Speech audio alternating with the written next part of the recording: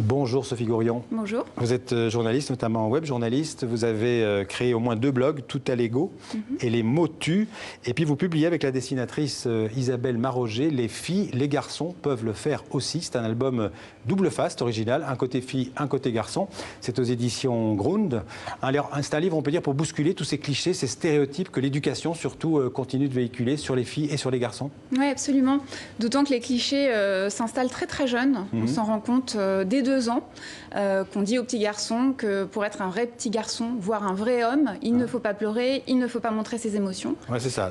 Ce sont des exemples de stéréotypes qui sont dans le bouquin. Exactement. Et pour les petites filles, on a souvent tendance à les enfermer dans des rôles de passivité. Où là, on voit les petites filles, elles font de la danse.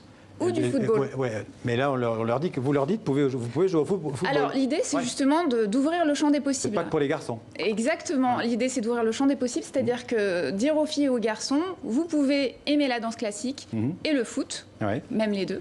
Ou aux petits garçons, vous pouvez aimer le rose, le bleu, vous pouvez aimer faire de la danse classique ou faire de la boxe. C'est un album qui s'adresse en priorité à qui? Aux enfants? En priorité aux enfants, aux 3-6 ans. Après, c'est tout à fait une lecture qu'on peut faire avec les parents pour ouvrir le dialogue et libérer la parole.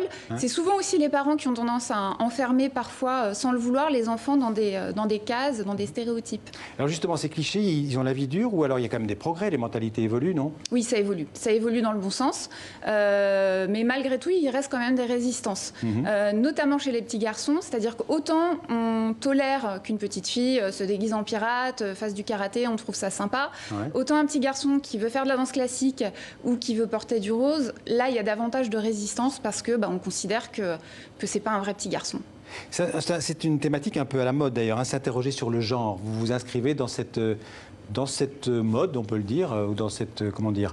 Oui, c'est plus qu'une mode pour vous? Oui, c'est plus qu'une mode. Moi, ça fait 10 ans que je travaille sur le sujet, donc je profite pas d'un effet de mode, mais disons que plutôt que de mode, je parlerais vraiment d'un changement de mentalité, mais qui est beaucoup plus large, c'est-à-dire que avec MeToo, avec plein d'autres choses qui se passent en ce moment, l'éducation des enfants fait partie de ce changement de mentalité. Pour vous, le genre, c'est comme certains psychanalystes ou philosophes le pensent, c'est plus d'abord une question culturelle, une question d'éducation. On ne naît pas fille ou garçon. Pour moi, oui, le genre, c'est vraiment une construction sociale.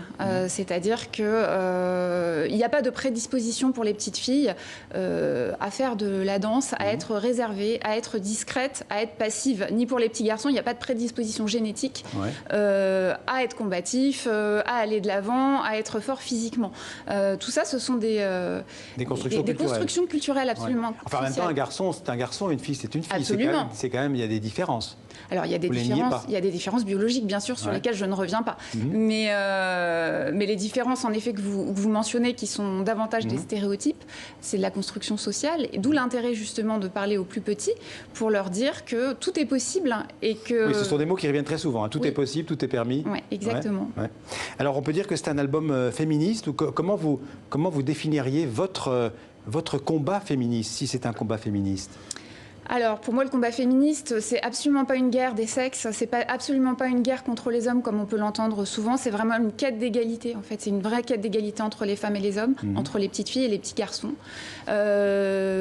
Ici, oui, ça peut s'inscrire dans mon combat féministe, en effet, parce que je trouve que les mentalités et les stéréotypes s'ancrent très tôt, dès 2 ans, dès la maternelle, on se rend compte que un petit garçon est mal vu s'il joue à la poupée, une petite fille si elle joue au foot, et d'ailleurs, on le voit sociologiquement dans les cours de récréation. Les petits garçons occupent les 3/4 de l'espace et les petites filles sont un peu reléguées dans les coins. Donc il y a aussi une occupation de l'espace physique qui se fait très tôt. Le féminisme, c'est pas les femmes contre les hommes. Non, absolument pas, non.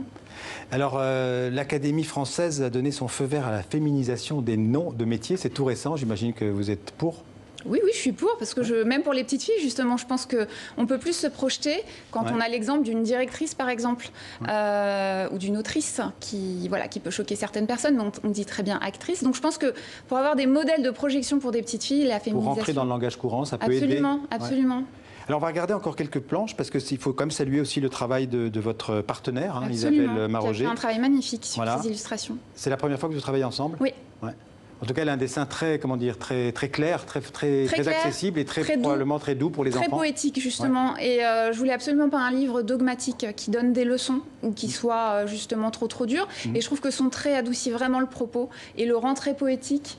Et il y a des très belles illustrations qui mériteraient même d'être encadrées, je trouve. D'accord. Bon, un livre en tout cas à lire, comme vous avez dit tout à l'heure, à lire avec les parents. Donc je le remonte à l'antenne parce que c'est assez original. Hein. C'est d'un côté les filles, de l'autre côté les garçons.